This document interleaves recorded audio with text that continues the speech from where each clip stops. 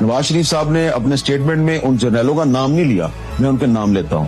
General Qamar Javed Bajwa کا احتساب ہونا چاہیے، جنرل فیض حمید کا احتساب ہونا چاہیے، ٹھیک ہے۔ میں ان دو کے تو نام لے رہا ہوں نا، کیونکہ یہی دو تھے نا جو مین، اس کے علاوہ بھی 3-4 اور بھی تھے، لیکن ان کا احتساب ہونا چاہیے۔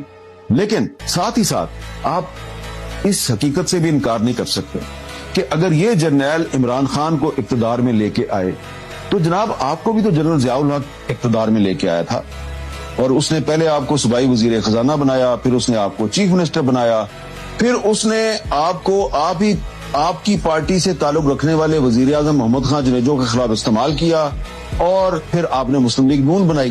تو مسلم لیگ نون جو ہے وہ تو بنی اس طرح ہے کہ ہر 25 سال کے بعد نا اس ملک کے اندر ایک لیڈر انٹروڈیوس ہوتا ہے۔ 47 میں آپ کا ملک بنا، 62, 3, 4, 5 کے آس پاس جا کے آپ کو ذوالفقار علی بھٹو ملا، اس میں 25 سال اور ایڈ کریں 85 نواز شریف، اس میں 25 سال اور ایڈ کریں عمران خان۔ کیوں ہوتا ہے ہر 25 سال کے بعد اس ملک کے اندر سب کچھ؟ اس کی وجہ یہ ہے کہ 25 سال کے بعد ایک جنریشن کا چینج آتا ہے اور ایک نئی پود آتی ہے جو پرانوں کو ماننے سے انکار کرتی ہے۔ وہ کہتی ہے جی اسی اپنا لیڈر لے کے آواں، اپنا لیڈر لے آنا تو بہتر نہیں ہے، تو ہم لیڈر مینوفیکچر کر کے دیتا جائے۔